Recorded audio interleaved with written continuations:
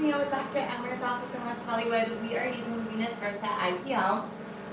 We're doing another treatment on our patient's skin today. We're focusing on her upper body to correct some irregularities in coloring, but they are the result of hypopigmentation from an IPL burn. So we're actually using IPL to correct some of that. We want to even out the change in color on the skin and hopefully get rid of any of that excess pigment so that everything is smooth, consistent, and nice and even.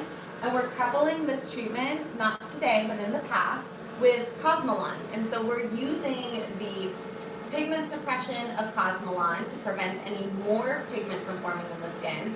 We're also using its ability to lift pigment off of the skin to better enhance our results from IPL. So I've already treated the top portion of her arm.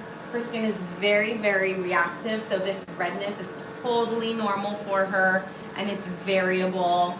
You know, the backside has not responded quite as dramatically, but this is a normal skin response for her.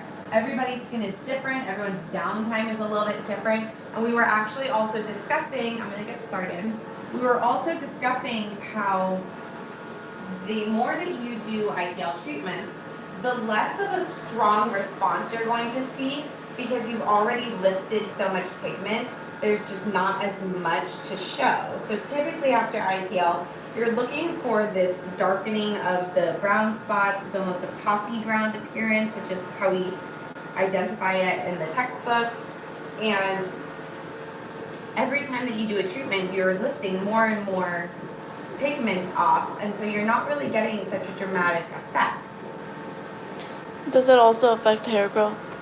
It can minimize hair growth, absolutely. So a couple key things about IPL. Yes, it can reduce hair. So for women or for men who are looking for reduction in hair, that's definitely a plus, especially on the arms or on the face. With patients who have a beard or who don't want reduction in hair, it's definitely something to communicate because it's not usually very dramatic, but it can happen.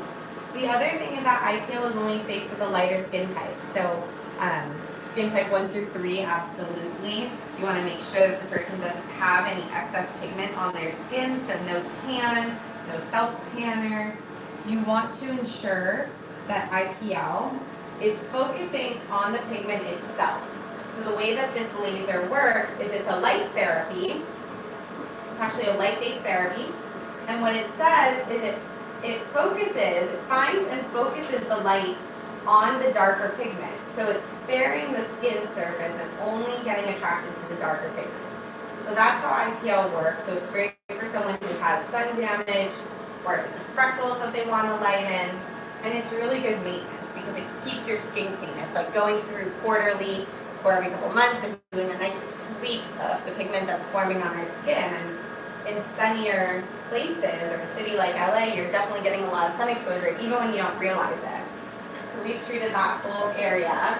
We're going to move on to the next. Are there any questions about IPL right now? Can it be used on any part of the body? It actually can. Yeah, it really can. The only thing to know is that some parts of the body are more sensitive than others. I'm going to go ahead and put this on your other side.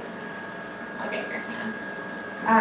Some parts of the body are a little bit more sensitive than others, and you'll want to adjust your energy accordingly. So typically as you get away from the face, you're reducing the energy by about 10% the further you go. And so we're going to work on her hands right now, and I am reducing the energy for that.